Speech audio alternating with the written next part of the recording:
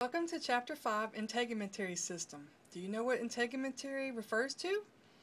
Well, we're talking about skin and hair and nails in this particular chapter.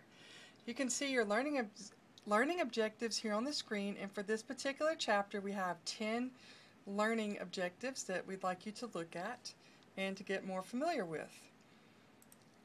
To get started on slide 2, can you predict whose skin is this? Well, it's actually a fossilized Triceratops, which is a fossilized dinosaur. Slide 3, can you predict whose skin is this? Yes, human. That's a good guess. I heard you. On slide 4, where we first introduced the human skin, or integument, I'd like you to know that it's about the thinness of a paper towel or a Kleenex.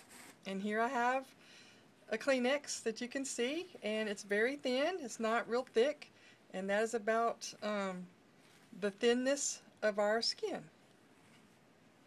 It weighs about 11 pounds. It's about 7% of your total body weight, and there are 3 distinct regions that you really need to know.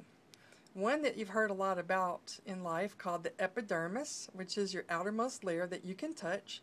It has no blood vessels. The dermis, which is the layer under that you cannot touch. It's a very busy real estate. It has lots of vessels and lots of connective tissue and structures in it. And underneath all of that is the hypodermis, which is also known as superficial fascia. Fascia means tissue. It's the deepest region. So check out the prefix epi and hypo. Epi means above everything, hypo below.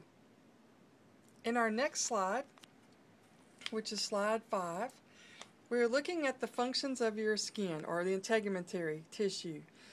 One thing that people always think about is protection, so that's kind of obvious.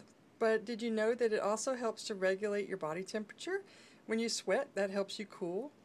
When you shiver, that helps you warm up. There's lots of sensations in the skin, lots of touch receptors for both pleasure and pain. We have lots of things in the skin that contribute to making vitamin D. So if you spend about 20 minutes a day out in the sun, for example, it'll give you metabolic functions like making vitamins for you. It is a blood reservoir. About 5% of our body's volume at any one time of blood is in that area. And finally, we do let go of some nitrogen gas that's eliminated from the body in sweat. So all of those things contribute to your integumentary system. And now on slide 6, here's a diagram with the different parts of the integumentary system, and I would like you to get more familiar with this and to learn it. We have your epidermis, which is just this top region. All of this here is the dermis, and then this very bottom region here is the hypodermis. Please now spend some time getting familiar with these different structures that are in these different regions.